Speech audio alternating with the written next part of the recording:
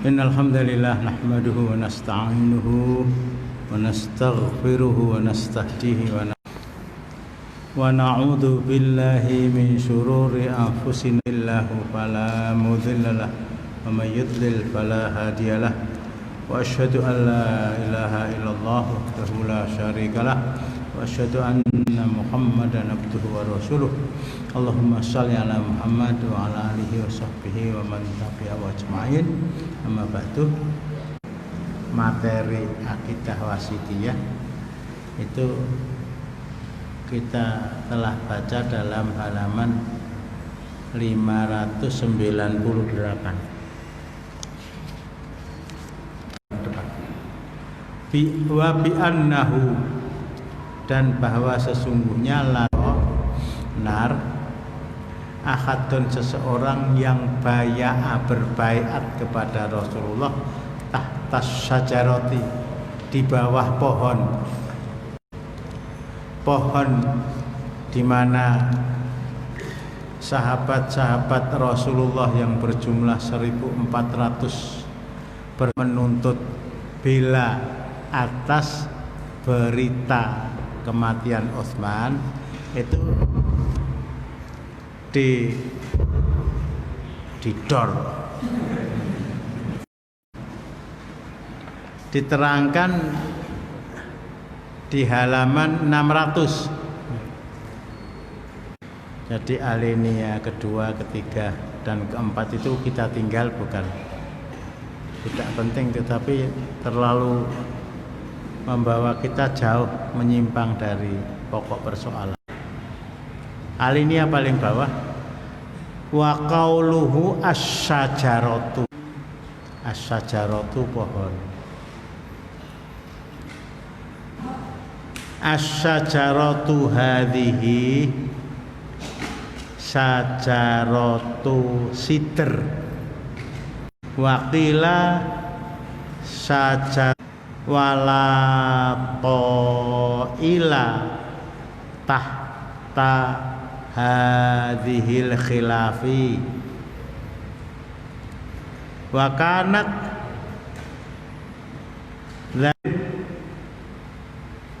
fajalasan alaihi wasallam tahtaha yubayi'un nasa wa kanat maujudatan fi ahdi wassalam wa ahdi Abi Bakrin radhiyallahu anhu wa awali khilafati Umar, tambahin sendiri itu ya, radhiyallahu anhu. Falamma qila lahu innan sa yakhtalifuna ilayya tunaha yusalluna indaha amara radhiyallahu anhu biqad'iha faqutiat. Yang dimaksud dengan qauluhu syajarah, syajaratu hadhihi syajaratu sidr. Yang dimaksud dengan pohon di sini adalah pohon sidr. Pohon sidr. Kalau di bahasa Indonesia kan pohon bidara, pohon bidara.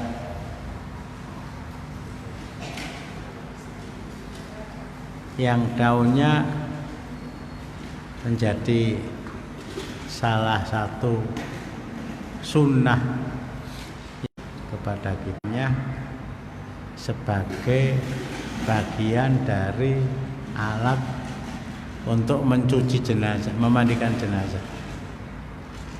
Kita kalau jenazahnya jenazah COVID ya, daun pohon bidara. Konon dia itu pohon di Kendal di. Kalau ada yang berjiwa wira swasta, saya kembangkan ini, saya bikin pohon bidara, saya sediakan. Tidak pakai itu juga tidak apa-apa. Wah, itu bisa jadi bisnis masa depan loh, akhi. Ayo, siapa kepengen mandikan atau kepengen menanam atau kepengen dimandikan pohon bidara.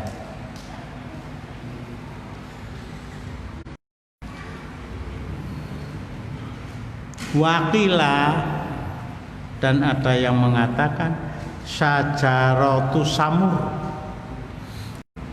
Beda ya, bidara dengan samur. Saya baca di dalam kamus itu sebuah pohon yang besar, yang berduri, dan kayunya kualitas nomor 1 untuk bahan bangunan.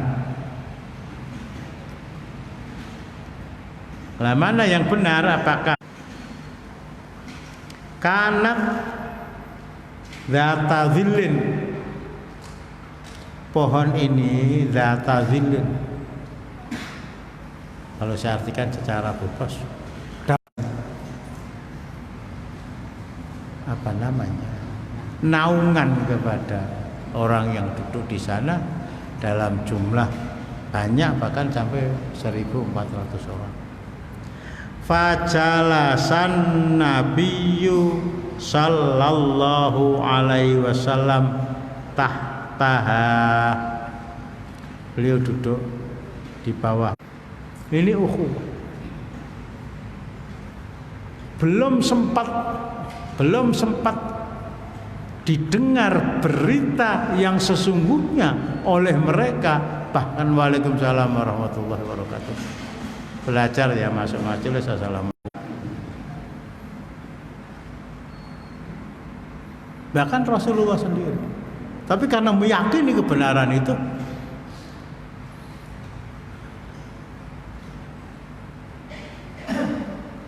untuk mati. Iya, benar mati. Ini ukhuwah. Saya sering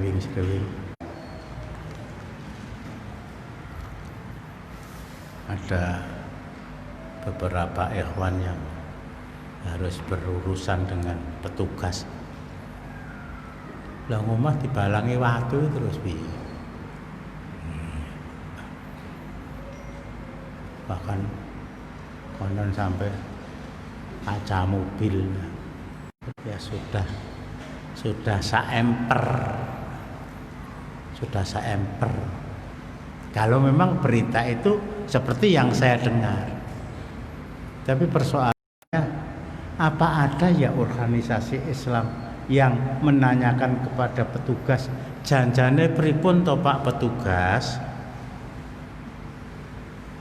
Itu saudara kita, sehari sholat 5 kali, masjidnya berbeda-beda. Yang satu baca Allahumma sholli ala sayyidina Muhammad, yang satu baca Allahumma sholli ala Muhammad. Tapi sama-sama muslim, sama-sama yakin kebenaran apa yang mereka baca, dan mudah-mudahan Allah menerima. Paling tidak takoke. Ini ukhuwah. Ya kalau memang salah itu urusan panjenengan. Kalau mungkin ada celah-celah untuk mendapatkan bukti yang lain bahwa mereka bukan bersalah, saya terpanggil sebagai seorang muslim yang wadah saya wa mahyaya wa mamati lillahi rabbil alamin. Itu kok saya belum mendengar berita itu ya. Mungkin ada yang pernah mendengar. Apa tidak dengar nek budek kabeh ora ta ya? Ukhuwah itu seperti itu.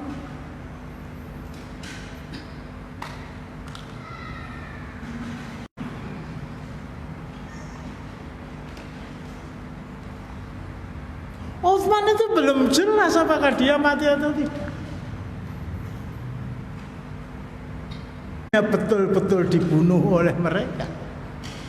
1.400 sahabat Rasulullah itu berangkat ke Makkah bukan dalam rangka ngeluruh perang, tapi berkali pakaian yang mereka pakaian ihram.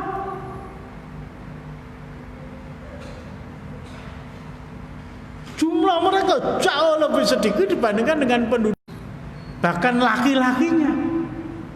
Itu artinya apabila baiat itu betul-betul terrealisir,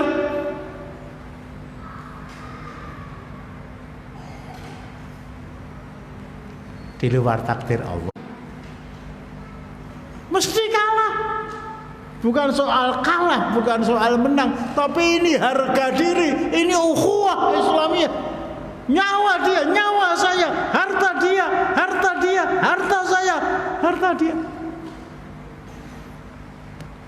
Ini yang hari ini kalau tidak itu mungkin nek cara kerupuk kudanan nyunyur.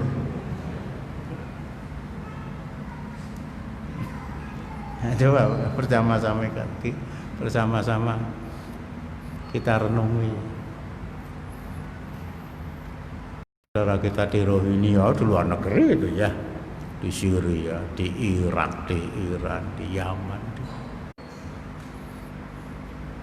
Kalau cuma demo itu wes suwe.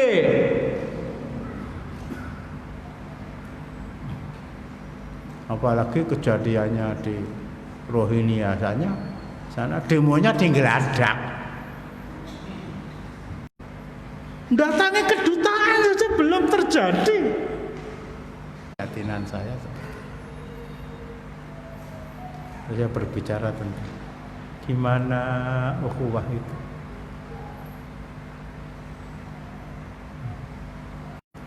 Innamal mu'minuna ikhwatun. Kalau dibuka dalam terjemahan bersaudara. Tapi orang yang berilmu nahwu, memahami gramatika bahasa Arab, sesuatu yang diterjemahkan dengan sesungguhnya itu inna. Kok di sini inama diterjemahkan juga dengan inama, itu orang yang belajar nahwu namanya adawatul hasr, huruf pembatas. Huruf pembatas.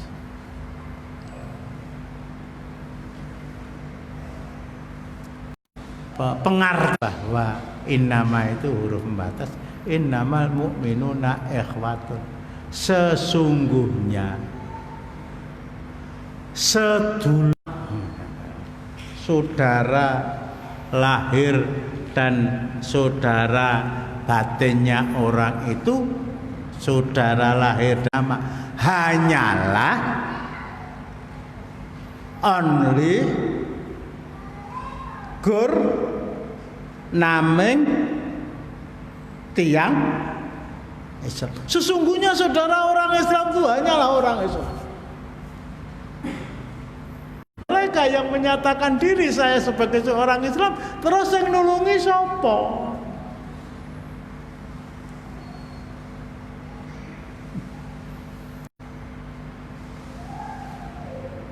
Orang-orang Rohingya itu pakai kapal. Wah, sudah over penumpang itu ya. Melihat ombak besar di mereka mau menuju ke Australia, mampir ke Malang. Ditolak itu oleh Malaysia, itu ditolak. Padahal Malaysia itu negara yang agama resminya adalah Islam. Alhamdulillah kita punya saudara sebangsa paling barat Indonesia, yaitu penduduk Aceh. Disambut mereka, disediakan tempat tinggal, disediakan makan dan seterusnya, dan itu berkali-kali. Innamal mu'minuna ikhwatun fa aslihu baina akhwaikum dan seterusnya. dan sudah saya terangkan. Wakanat, dan adalah pohon itu maujudah, masih ada, tekar menjulang langit dengan daunnya yang rimbun. Masa Rasulullah. Jadi kemarin kita ingatkan kan, baik atur ridwan, keinginan pada tahun ke-6 Hijriah. Rasulullah wafat tahun 10 Hijriah. Jadi masih 4 tahun setelah peristiwa ini terjadi, Rasulullah menangi adanya pohon itu meskipun tidak harus melihat ya. Wakanat, dan adalah pohon itu maujudah, ada pada wa'ahdi Abi Bakrin, pada masa Abu Bakar As-Siddiq, pemerintah sekitar 2 tahun 4 bulan masih ada. Radhiyallahu anhu wa awali khilafati Umar, dan di awal-awal pemerintahan Umar ibnul Khattab.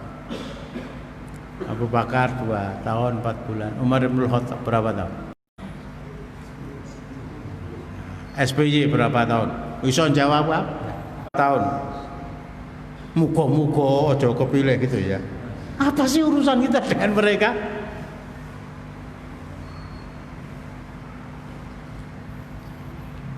Donald SBY presiden kita ya. Tapi Umar ibnul Khattab menjadi Amirul Mu'minin kepada Umar ibnul Khattab dan disandang oleh para khulafaur rasyidin dan penguasa-penguasa Islam setelah itu. Sebutannya namanya Amirul Mukminin. Kalau Abu Bakar sebutannya Khalifatu Rasulullah, pengganti Rasulullah. Umar ibnul Khattab itu dipanggil Amirul Mukminin. Berapa tahun? Podo karo SBY. Beda. Umar ibnul Khattab 10 tahun Hijriah, SBY 10 tahun Miladiyah. Umar ibnul Khattab tidak menyuruh anaknya bernama Abdullah bin Umar menggantikan beliau. SBY ngakon anake, ngakon porat itu. Nyalonkan menjadi calon gubernur. Gubernur mana itu? Gubernur nanti lah, masa jawab itu ora gelem lho. Jakarta. Gimana? Awali khilafati Umar. Loh, kok cuma pada awal-awal pemerintahan beliau yang 10 tahun. Utsman bin Affan berapa tahun? 12 tahun. Ali bin tahun lebih sedikit.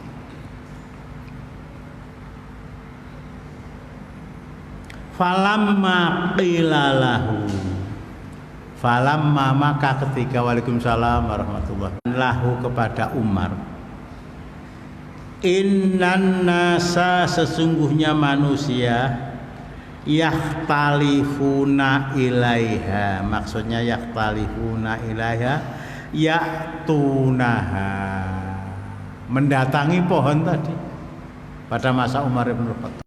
Daripada yang saya baca, ketika orang selesai melaksanakan haji, menyempatkan diri untuk ziarah ke Masjid Nabawi, untuk sholat di Masjid Nabawi, untuk ziarah kubur Rasulullah Muhammad SAW. Tidak.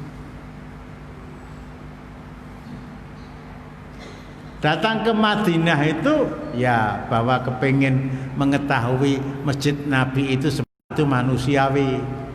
Tapi Nabawi itu nilainya 1000 kali dibandingkan dengan sholat di masjid lain kecuali Masjidil Haram dan Masjidil Aqsa. Gelitik iman kita untuk bisa sholat di sana. Tujuannya ke sana, bukan untuk ziarah kubur Rasulullah. Syekhul Islam Ibnu Taimiyah rahimahullah secara tegas mengatakan, memerintahkan agar orang berziarah ke kubur beliau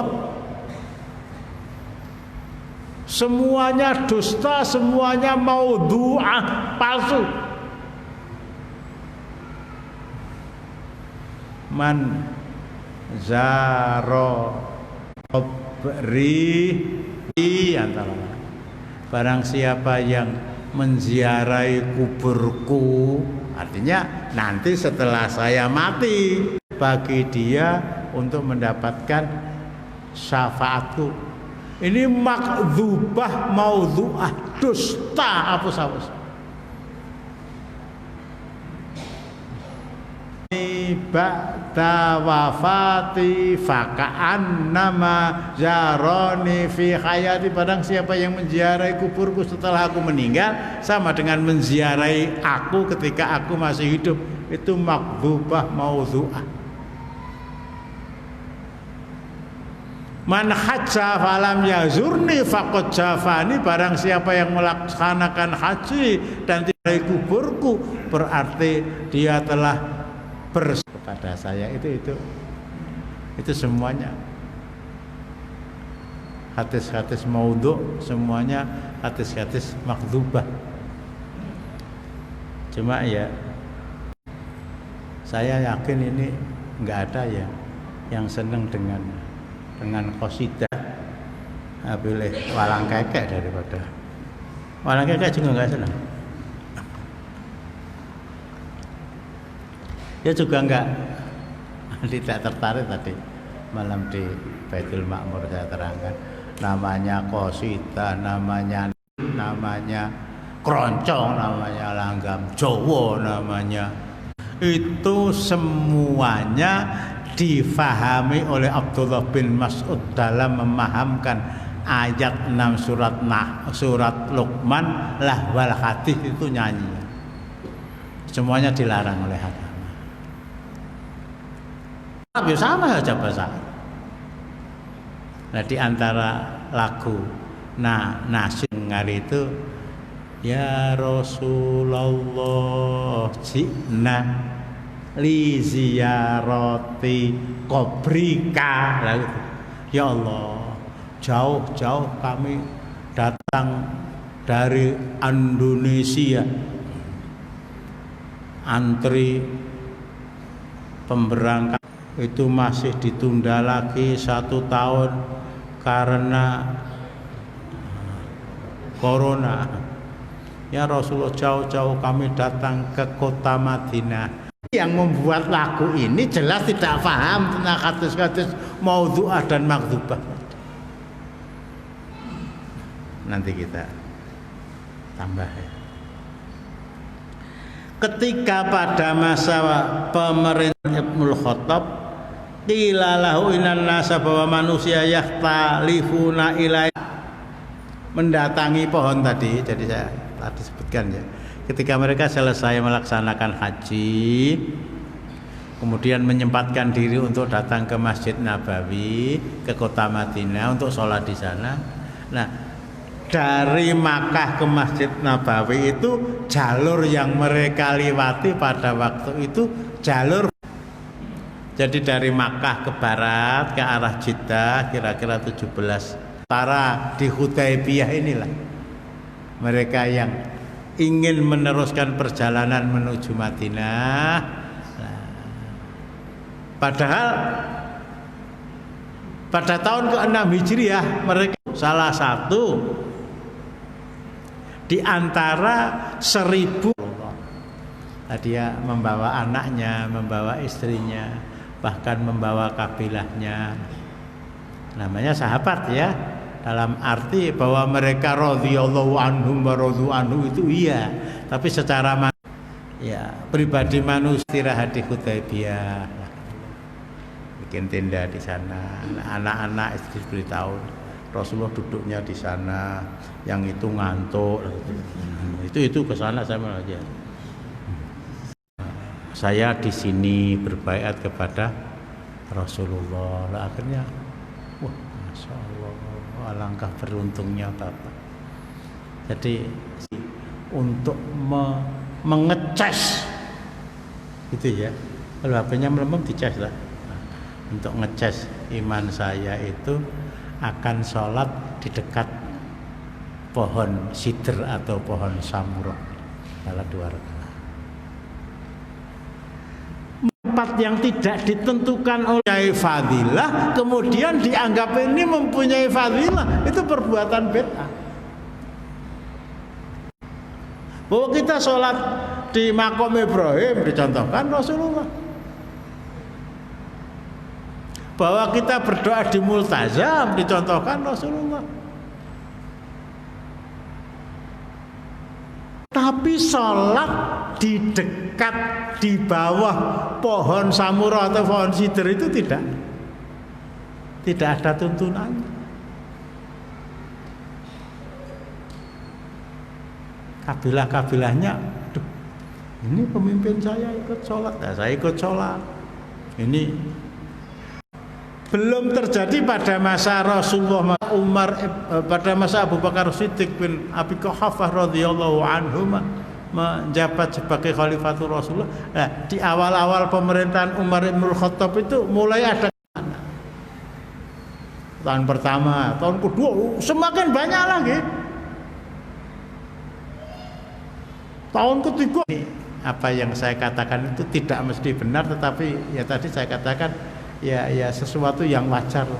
Nggo kenang-kenangan kulite tak tetele sithik tak gawane sekedar kenang-kenangan saja, dibuang ke tempat sampah nganti kaget sing ngantuk.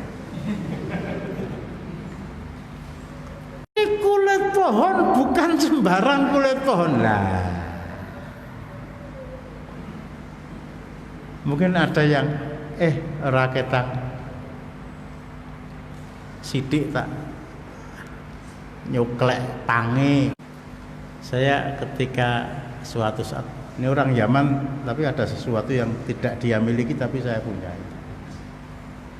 Saya dibawa oleh anak-anak ke ini Ardhul Jannah. Jadi sebuah perkebunan yang luas, seorang alim sedikit menggok. Kemudian dia meninggal, anak-anaknya tidak mewarisi 100% sifat dan akidah dan akhlak dan ketakwaan dan keimanan yang dimiliki oleh bapaknya. Sehingga ketika mereka itu akan memanen puluhan hektar, mereka membuat rencana sesuk mangkat isu-isu.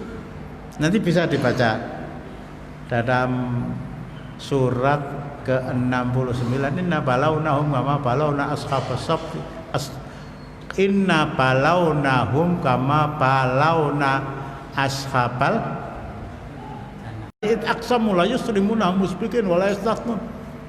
Maka isu-isu supaya ketika orang-orang miskin datang minta bagian zakat kepada kita, kita sudah selesai dan mereka kecelik bojone burek lah gitu. Ya pacare ya bojone burek lah ya. Baru berencana pada orang-orang miskin bagian zakat yang harus mereka terima 1/10. Allah turunkan siksa dari langit, kebun yang puluhan hektar tadi dibakar, akhirnya berubah menjadi batu. Sehingga ketika mereka datang, loh, innallah dolun, kita ternyata yang mereka lihat itu batuan yang kalau boleh saya gambarkan itu batu seperti bata yang ada yang pernah bakar botol, bakar jagung ya. Nah itu di permukaan itu batu-batuan, konon sampai 1 meter ke bawah itu batu-batuan. Tapi setelah 1 meter lagi itu tanah biasa. Tanah biasa. Lah saya kok kemecer arep dicoklek ra iso cuwil sekian, saya bawa pulang. Sampean punya? Ada? Enggak punya. Ini kita tanyakan kepada jualan gat itu. Aina ardhul jannah? Maafi ardhul jannah ardhunnar kata dia. Bukan ardhul. Itu ya sekedar untuk dijadikan kenang-kenangan ya enggak apa-apa ya. Kadang-kadang saya ngajar pada murid-murid saya dulu di Ngeruki atau bahkan di Ma'at Ali Waru lah, baca ayat Inna Balonah itu saya tunjukkan, ada yang awas loh, jangan dimasukkan saku, kok hilang. Nah, ranting pohon sidr tadi untuk kenang-kenangan ya dikhawatirkan ada salah seorang wakil presiden sudah meninggal, namanya ora iso mbok takoni wis mati. Kakak Sauti namanya, ini duta bangsa ya, dikasih potongan kiswah Ka'bah, diberi potongan kiswah ya sekedar kenang-kenangan saja.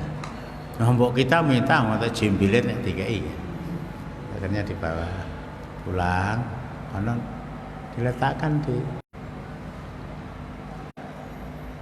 Tapi kalau hanya sebatas itu ya mudah-mudahan nggak apa-apa. Tapi kalau Masya Allah, setelah potongan kiswah Ka'bah itu saya letakkan di atas kepala saya, tidur saya bisa merem. Ya ora apa-apa lah, ora merem ora turu to ya. Tidur saya bisa lirik kali.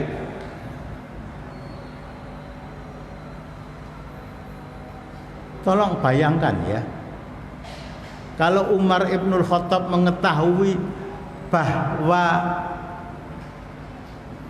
pohon sidr itu dipotong-potong rantingnya dan kulitnya, kemudian divisa negara. Ayo, yang ranting sebesar kelingking saya sekian puluh dolar uang emas atau dirham, yang ibu jari yang oh Masya Allah, mencari divisa negara dengan memanfaatkan nilai-nilai syirik untuk mendapatkan uang.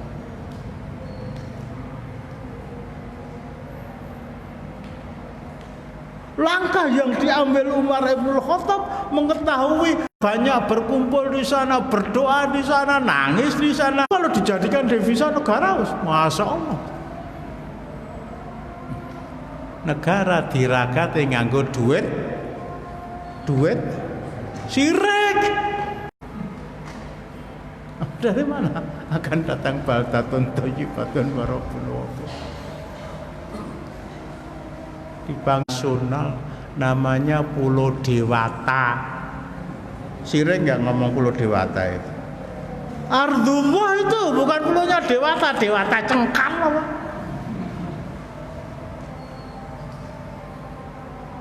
Kalau yang diandalkan untuk menjadi devisa negara itu Pantai Kuta, bebas telanjang. Biasaan setiap rumah ngingu babine orane sing nganggo kathok. Jadi kalau mereka dianggap babi boleh enggak? Boleh enggak? Sing tenan lho. Ulai kakal an'ami balhum, nah bahkan lebih. Tapi betul itu. Kan dalam bima yang Masya Allah digadang-gadang bisa memberikan devisa negara, akhirnya terjadi gempa di Palu juga begitu, Pandeglang juga begitu. Saya ngarep tobat kapan? Ini Umar Ibnul Khattab membaca, wah di bawah pohon samura, di bawah pohon sidr itu ribuan, jutaan dinar, jutaan dirham siap untuk dikeruk. Innan nasa, sesungguhnya manusia, yaktalifuna ilaiha ayatuna, datang ke sana, yusalluna inda, sholat di sana. Amara radhiyallahu anhu biqat'iha, tebang sampai bakar daun, kayu dan kulitnya, sehingga tidak tersisa sama sekali. Bahkan di mana pohon samurah itu dulu pernah ditanam, saya diberi kesempatan Astagfirullahaladzim ya, amer sedikit ya untuk haji plus di antara apa namanya jalur yang dilewati itu jalur Hudaybiyah itu. Oh ini ada bekas-bekas rumah tua tapi enggak ada tercantum di dalam sejarah. Tapi saya jadi bodoh sendiri itu. Biar ditantun ngendi ya. Saya tanyakan kepada ya penduduk yang ada di sana. Gedek-gedek nggak tahu. Oh, sudah ditebang sama Umar bin Khattab. Perintah untuk ditebang, dibakar sehingga hilang. Itu padahal kalau diuri-uri sampai sekarang. Masya Allah. Jadi, mestinya orang haji itu selain ke Mekah, ke Arafah, ke Mina, rukun hajinya ya. Kemudian ke tempat-tempat yang bersejarah juga menuju ke sana. Tapi yang jelas dijadikan sebagai sarana untuk pengumpul rupiah, pengumpul dolar, pengumpul real, pengumpul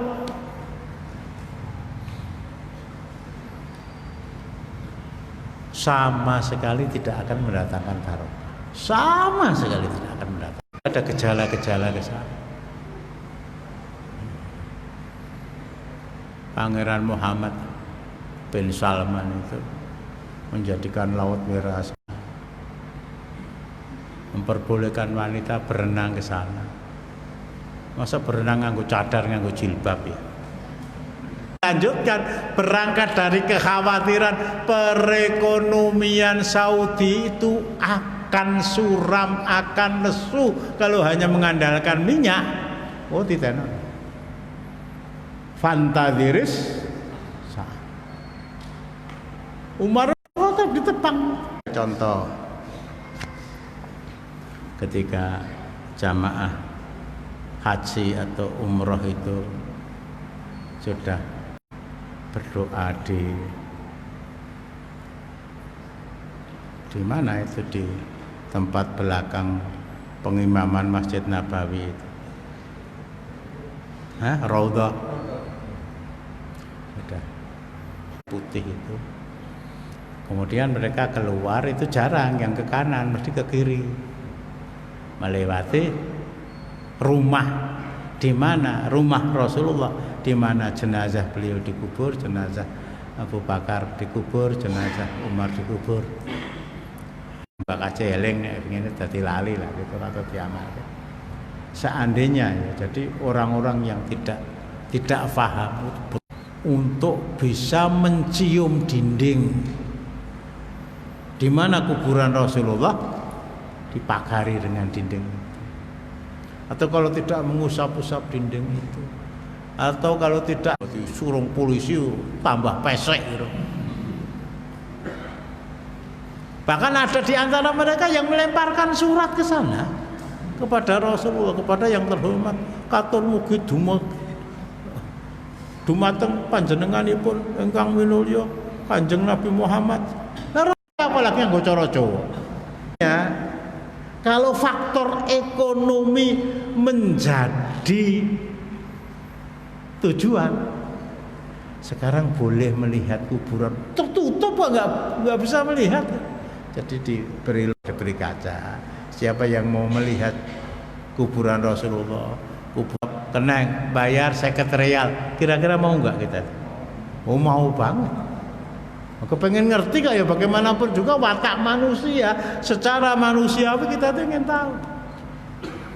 Bayar, wah, kono daftarnya kono, lebok ke celengan, mana celengannya?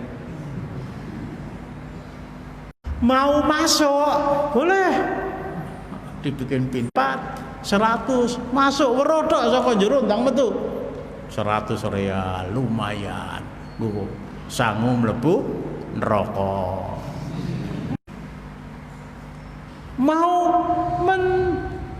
Bukan memakan, nyenggol saja, 500 rial, oh rebutan itu. Mau mencium boleh 1000 rial. Bolah sugeng blegedu itu.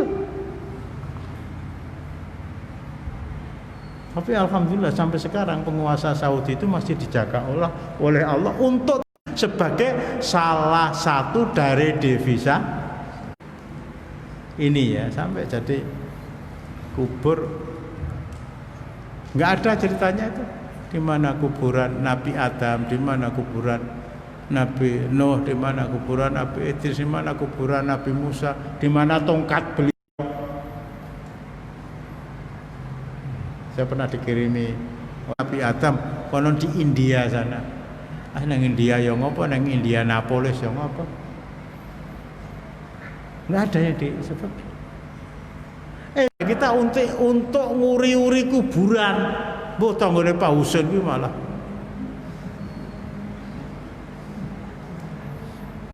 Kalau ada kuburan Rasulullah sampai sekarang diuri-uri, ada kuburan Abu Bakar sampai sekarang diuri-uri, ada kuburan Umar bin Khattab sekarang diuri-uri, itu ada ceritanya tersendiri nanti insya Allah. Awas nih absen itu. Wong Kendal itu hati-hati.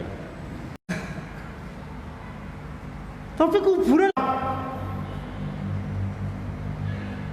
di sana istri-istri Rasulullah dikubur, kecuali Khadijah binti Khuwailid yang dikubur di Ma'la, kecuali Maimunah binti Harithiyah yang tidak dikubur di sana, yang lain semuanya dikubur di sana. Coba ditanyakan mana kuburan Aisyah, mana kuburan Hafsah, nggak ada. Mana kuburan Utsman bin Maz'un, sahabat yang pertama kali meninggal dan dikubur di Baqiatul Gharqad, nggak ada. Tidak ada. Ya bahwa ada konon kuburan Sa'ad bin Abi Waqqas itu yang ngurium setelah mungkin kurang paham tentang keberadaan jenazah tadi.